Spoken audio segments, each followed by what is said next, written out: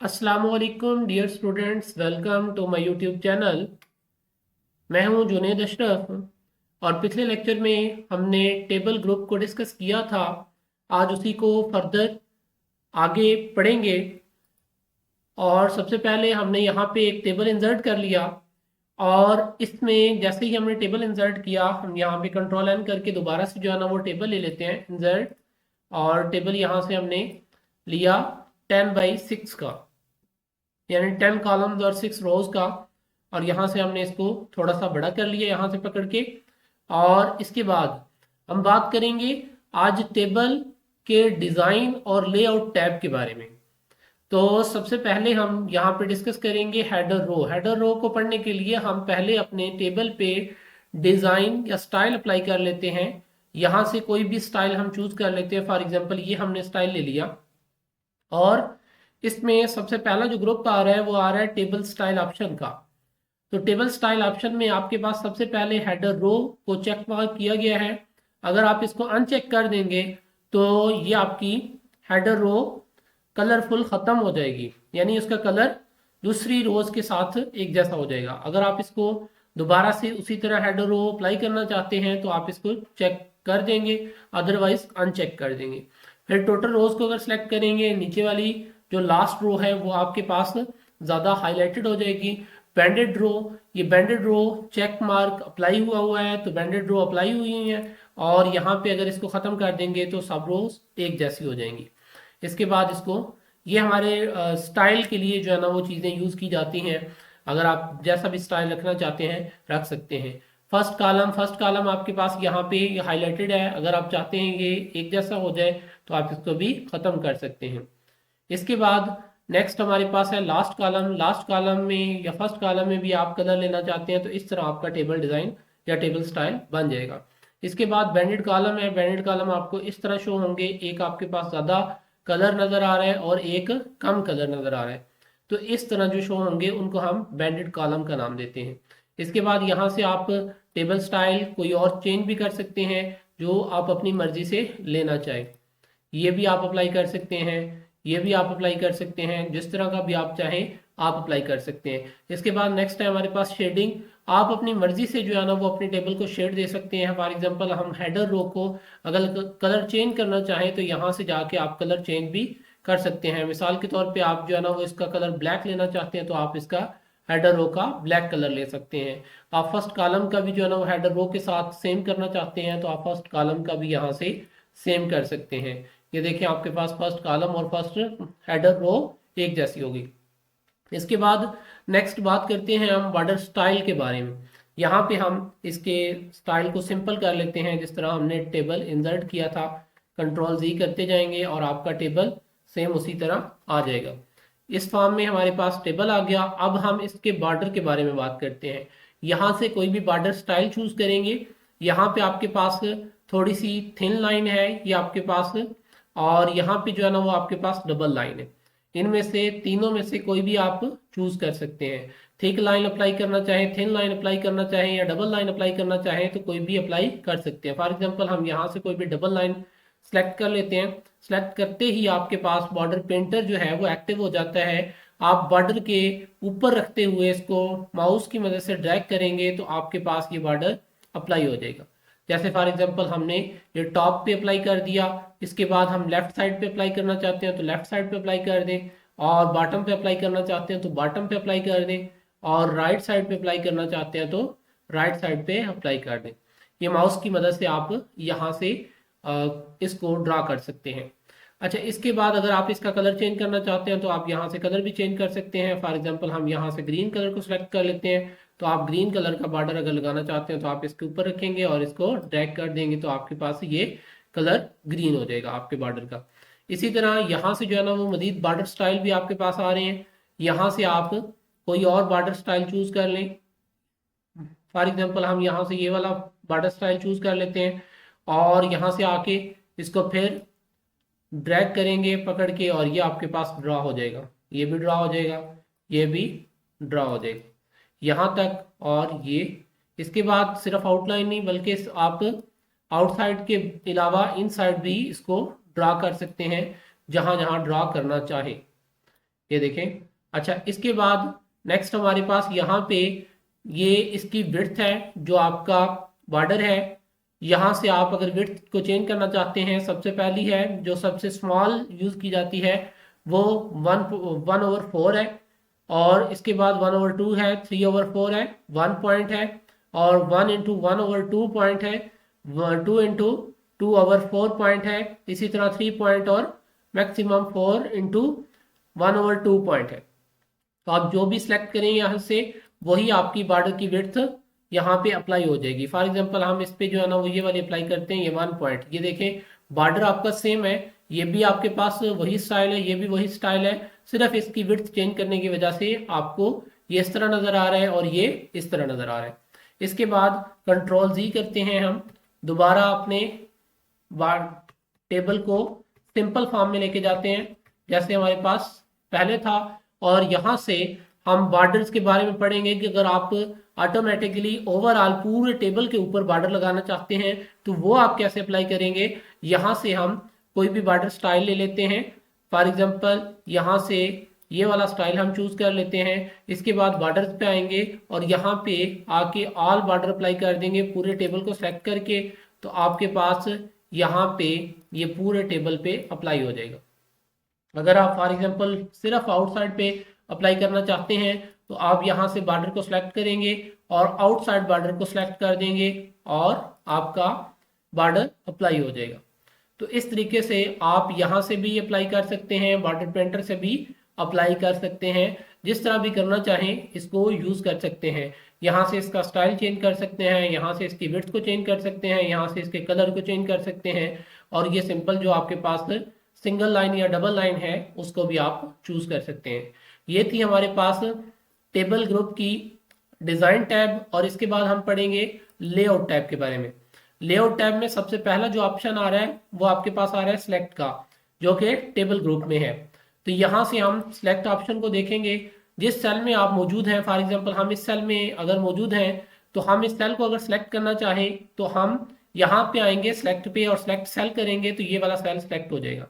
और इसके बाद नेक्स्ट है हमारे पास सिलेक्ट कॉलम, जिस कॉलम में आप खड़े होंगे उसी कॉलम को आप सिलेक्ट कर सकते हैं।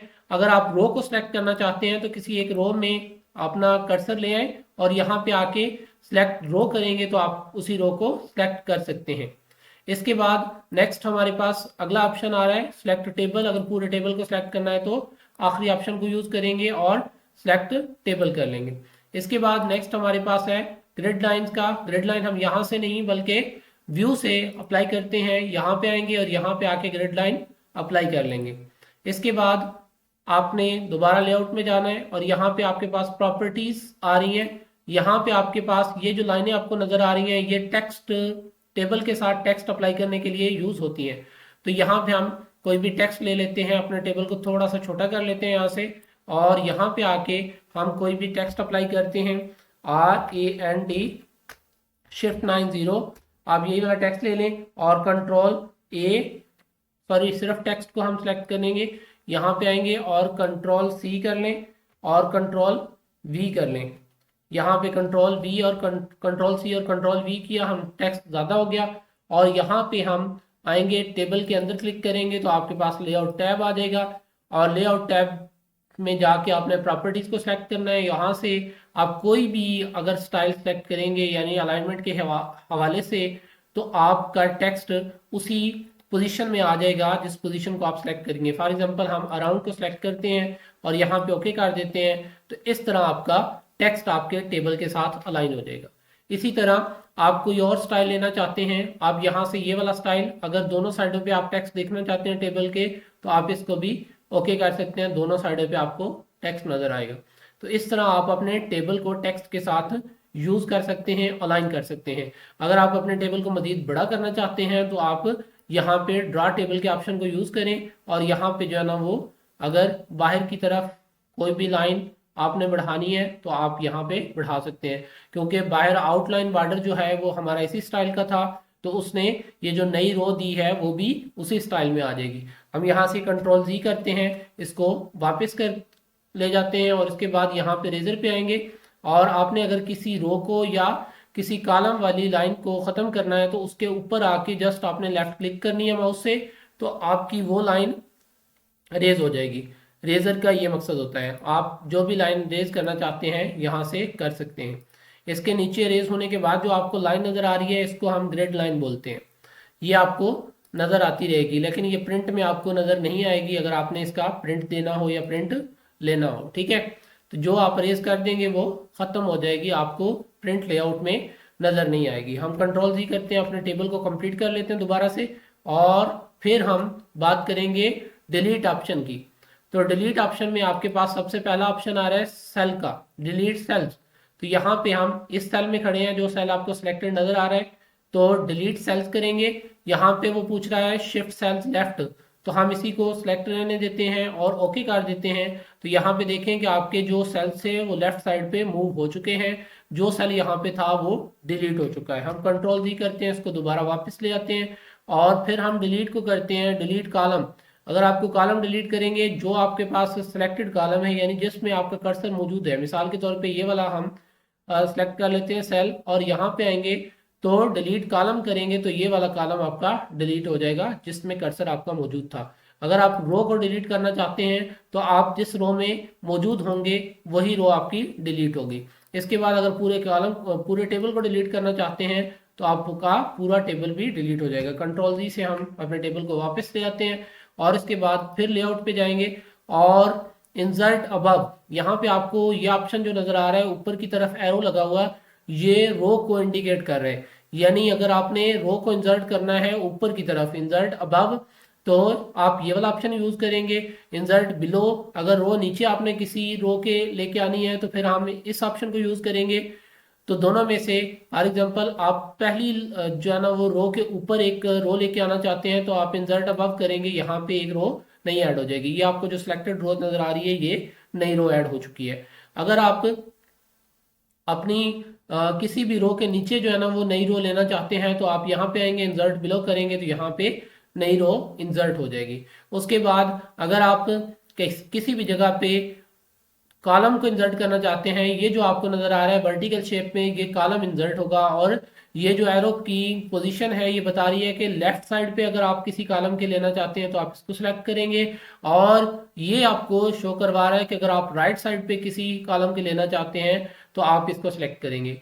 फॉर एग्जाम्पल हम सेकेंड कॉलम में खड़े हैं तो हम इसके राइट साइड पे अगर कॉलम लेना चाहते हैं तो हम इसको सिलेक्ट करेंगे, और अगर इसके लेफ्ट साइड पे लेना चाहते हैं, फॉर एग्जाम्पल ये मैंने थर्ड यहाँ से लास्ट से थर्ड को सिलेक्ट किया और यहाँ पे आएंगे इंसर्ट लेफ्ट करेंगे तो ये आपके पास आ जाएगा। तो ये वाला नया कॉलम इंसर्ट हो चुका है। तो इस तरीके से रोज एंड कॉलम्स को हम टेबल के अंदर इंसर्ट कर सकते हैं।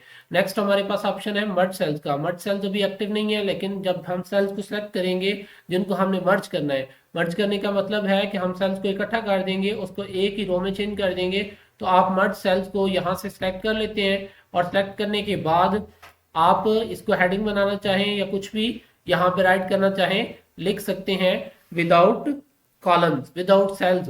तो सारे सेल्स मर्ज हो गए हैं, एक ही रो बन चुकी है। अगर आप इसको डिफरेंट सेल्स में डिवाइड करना चाहते हैं तो सेपरेट सेल्स का ऑप्शन यूज करेंगे।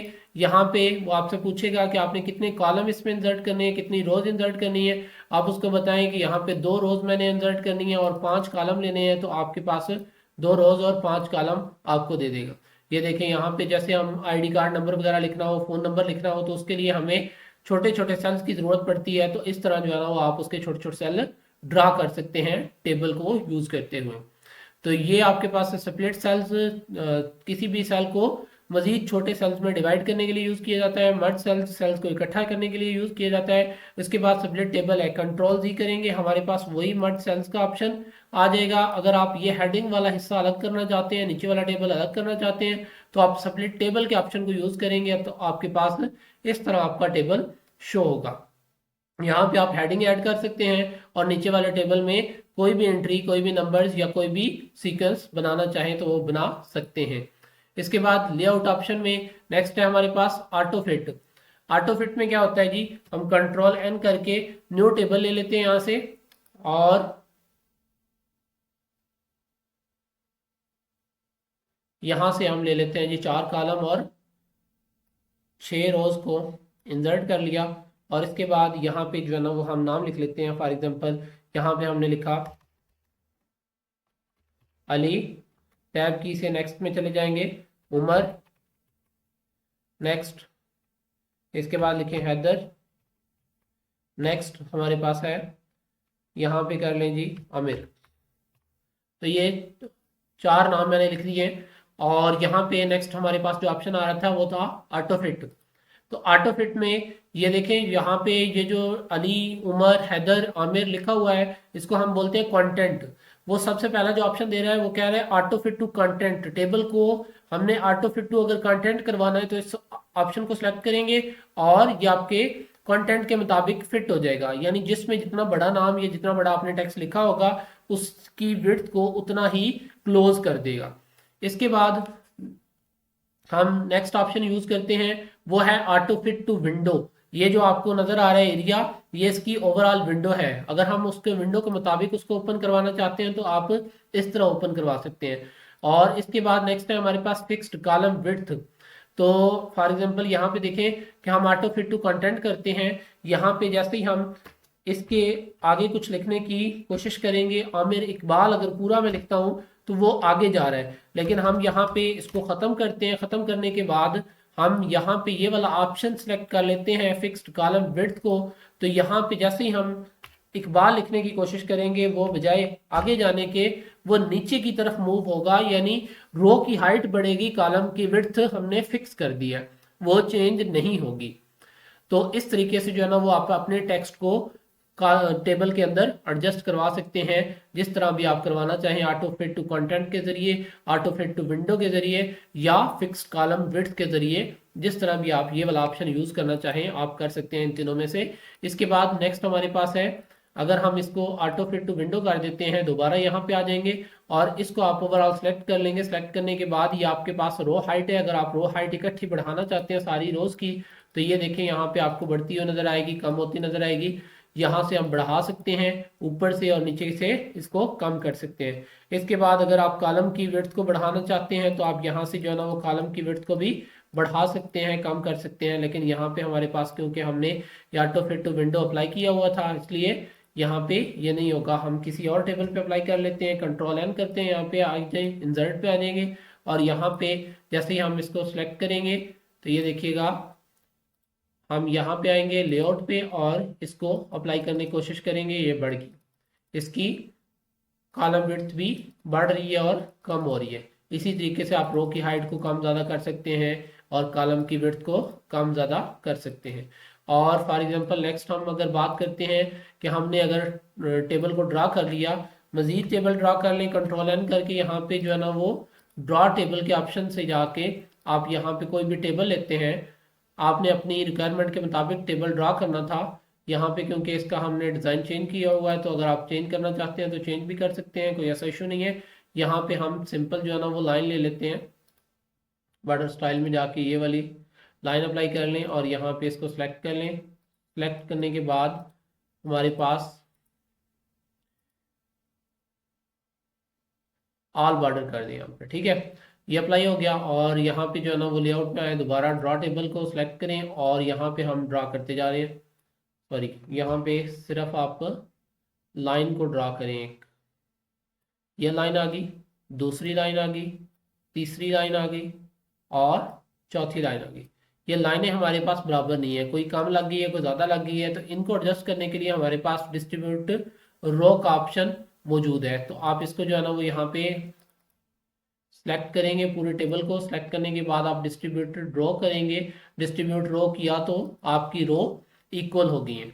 इसके बाद अगर आपके पास यहाँ पे आपने कॉलम ड्रा किए हुए हैं तो हमारे पास अगर कॉलम छोटे बड़े हैं तो हम डिस्ट्रीब्यूट कॉलम का ऑप्शन यूज करते हुए इनको भी बराबर कर सकते हैं। फॉर एग्जांपल ये हमने ड्रा कर लिए, इनकी विड्थ को अगर आपने बराबर करवाना है तो आप यहाँ पे जाएंगे और इसको सिलेक्ट कर लेंगे। सिलेक्ट करने के बाद डिस्ट्रीब्यूट कॉलम करेंगे तो आपके कॉलम भी इक्वलाइज हो जाएंगे। इस तरीके से आप अपने रैंडम टेबल को एक सीक्वेंस में ला सकते हैं अपनी डिस्ट्रीब्यूट रोज और डिस्ट्रीब्यूट कॉलम के जरिए। इसके बाद नेक्स्ट आपके पास आ रही है अलाइनमेंट। आपके पास टेक्स्ट अगर टेबल के अंदर लिखा हुआ हो, फॉर एग्जांपल यहाँ पे जो है ना वो हम टेक्स्ट लिख लेते हैं फ्यूचर एकेडमी, ये टेक्स्ट हमने लिखा और यहाँ पे आ जाएंगे तो आपके पास ये अलाइनमेंट है, ये आपके पास मिड में आ जाएगी, ये आपके पास राइट पे आ जाएगी। तो यहाँ पे सेंटर में रखेंगे और नीचे इसको अगर मूव करवाना है तो यहाँ पे भी आप इसको यूज कर सकते हैं। जहां जहां आप इसको रखना चाहते हैं या आप इसकी जो है ना वो अगर थोड़ी सी विड्थ बढ़ा लेते हैं या बढ़ाना नहीं चाहते तो आप यहाँ पे इसको एडजस्ट कर सकते हैं, या नीचे की तरफ भी आप इसको एडजस्ट कर सकते हैं। यानी सेल के अंदर आप किसी भी जगह पे अपनी अलाइनमेंट को सेट करना चाहें वहां पे इन ऑप्शंस को यूज करते हुए कर सकते हैं। अगर टेक्स्ट की डायरेक्शन को चेंज करना चाहते हैं तो आप टेक्स्ट की डायरेक्शन को भी चेंज कर सकते हैं। इस तरह आप वर्टिकली जो है ना वो टेक्स्ट को यूज कर सकते हैं। टॉप टू डाउन भी कर सकते हैं और डाउन टू अप भी कर सकते हैं। तो इस तरीके से जो है ना वो आप अपने टेक्स्ट को मूव करवा सकते हैं अपने टेबल के अंदर, अपने सेल्स के अंदर। यहाँ से जो है ना वो इसके अलाइनमेंट को चेंज कर लेंगे, डायरेक्शन चेंज हुआ वो, तो यहाँ पे भी जो है ना वो हम ये सारे ऑप्शन देख सकते हैं। इसके बाद नेक्स्ट है हमारे पास सेल मार्जिन। तो सेल मार्जिन की अगर बात की जाए, फॉर एग्जांपल यहाँ पे ये वाला जो है ना वो हम टेक्स्ट इसको कॉपी कर लेते हैं, इसको सेलेक्ट करें यहाँ पे और सेलेक्ट करने के बाद कंट्रोल सी कर लें और कंट्रोल वी और यहाँ पे कंट्रोल वी और यहाँ पे भी कंट्रोल वी, इस सबको सेलेक्ट कर लें। सेलेक्ट करने के बाद इनके अलाइनमेंट सेम कर दें, यहाँ पे आ जाए और ये आ गई इक्वल अलाइनमेंट। और यहाँ पे अगर इसके सेल मार्जिन की बात की जाए तो यहाँ पे हम पूरे टेबल को सेलेक्ट कर लेंगे। सेलेक्ट करने के बाद यहाँ पे आपके पास डिफॉल्ट सेल मार्जिन आ रहा है, तो टॉप पे अगर आप लेना चाहते हैं 0.08, क्योंकि यहाँ पे आपके पास वही है सेम एक जैसा रखे तो ज़्यादा बेटर होगा। बॉटम पे भी 0.08 अप्लाई करेंगे तो आपके पास यहाँ पे आपको वाज़िया फ़र्क नज़र आएगा। ये देखिए यहाँ पे आपका ये मार्जिन बढ़ चुका है, ये जो वाइट एरिया नज़र आ रहा है ये इसका मार्जिन है। तो हमने जहाँ जो वहाँ पे वैल्यू एंटर करनी है उसी के मुताबिक आपका मार्जिन कम हो जाएगा, उसी के मुताबिक आपका मार्जिन बढ़ जाएगा। इसके बाद अगर आप इंडिविजुअली हर कॉलम में मार्जिन को बढ़ाना चाहते हैं, हर सेल में बढ़ाना चाहते हैं, तो आप इसको डिफॉल्ट सेल स्पेसिंग में अलाउ स्पेसिंग बिटवीन सेल्स को सिलेक्ट करके इसकी भी वैल्यू को इंक्रीज कर सकते हैं। 0.08 तक कर लें, जितनी ऊपर वालों की आ रही है इतनी इसकी आ जाएगी और यहाँ पे हम इसको ओके कर देंगे। अच्छा, इसके बाद हम देखते हैं कि सेल मार्जिन हमने अप्लाई कर लिया। आगे बात करते हैं सॉर्ट के बारे में। तो सॉर्ट में हमारे पास क्या होता है, कंट्रोल जी करेंगे, हम अपनी सीक्वेंस को दोबारा से जो है ना वो वापस ले आते हैं यहाँ पे और यहाँ पे जैसे ही हम नेम एंटर करेंगे, कोई भी नेम यहाँ पे लिख लेते हैं, मिसाल के तौर पे इसको हम ख़त्म कर देते हैं यहाँ पे टेक्स्ट को। यहाँ पे हमने लिखा जुबैर और इसके बाद नेक्स्ट अगले सेल में हमने लिखा यासिर, यहाँ पे हमने लिखा आमिर, यहाँ पे हमने लिखा मोनीर, यानी रैंडम हम नेम लिख रहे हैं। यहाँ पे हमने लिख लिया बाबर। तो ये सारे नाम जो है ना वो आप चाहते हैं कि A to Z एक सीक्वेंस में आ जाए तो हम सॉर्ट का ऑप्शन यूज करेंगे। यहाँ पे डाटा के टैब में, डाटा के ग्रुप में, तो सॉर्ट को सिलेक्ट किया, यहाँ पे कॉलम 1 ऑलरेडी सिलेक्टेड है जिसमें डाटा लिखा हुआ है हमारा, और असेंडिंग ऑर्डर पूछ रहा है यहाँ से। असेंडिंग ऑर्डर में ये होगा कि A to Z सीक्वेंस बनेगी, तो हम इसको ओके कर देते हैं। तो आमिर, बाबिर, मुनीर, यासिर और एंड जुबैर आ जाएगा।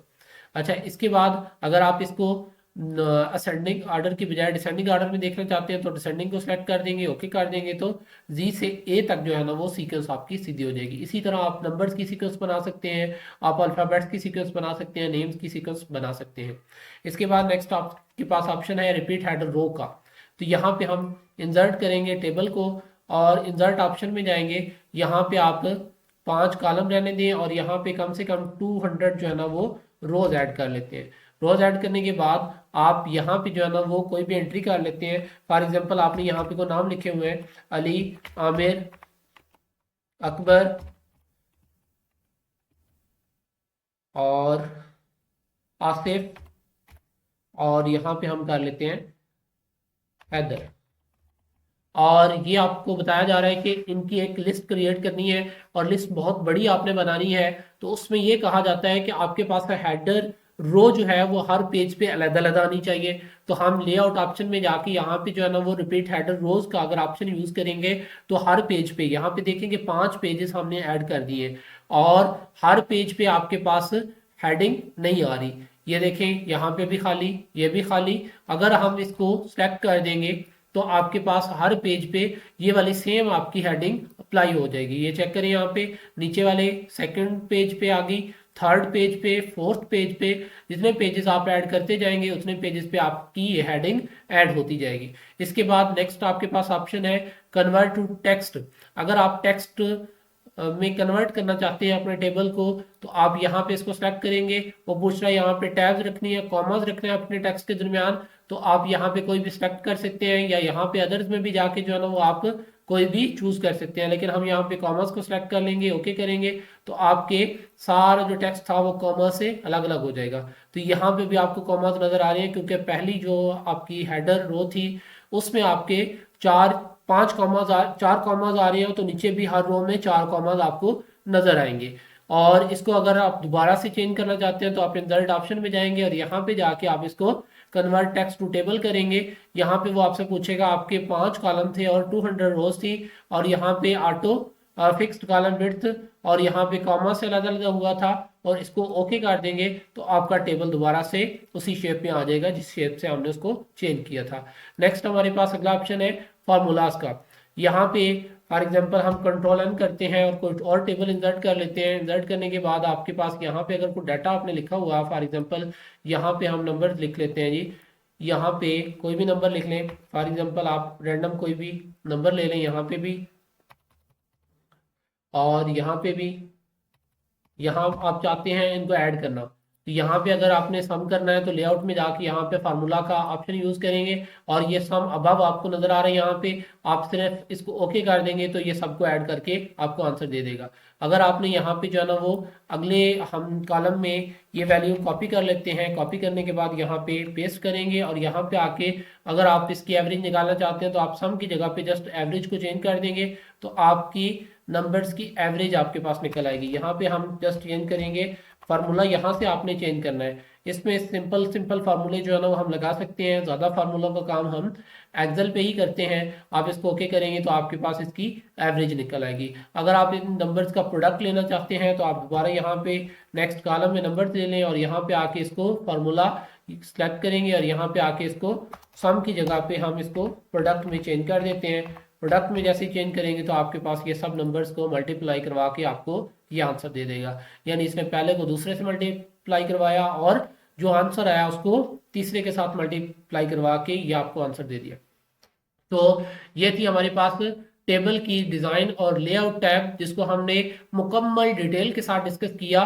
उम्मीद करते हैं आज के लेक्चर से आपने बहुत कुछ सीखा होगा। अगर आपको वीडियो अच्छी लगी हो तो वीडियो को लाइक और शेयर कर दीजिएगा और अपने दोस्तों के साथ जरूर शेयर कीजिएगा ताकि ज्यादा से ज्यादा लोग इससे फायदा उठा सकें। अगर आपने अभी तक हमारे चैनल सब्सक्राइब नहीं किया तो चैनल को सब्सक्राइब कर लें और बेल के आइकन को प्रेस कर लें ताकि हमारी हर आने वाली न्यू वीडियो का नोटिफिकेशन सबसे पहले आप तक पहुंचे। इंशाल्लाह मिलते हैं एक न्यू वीडियो के साथ, तब तक के लिए अल्लाह हाफिज।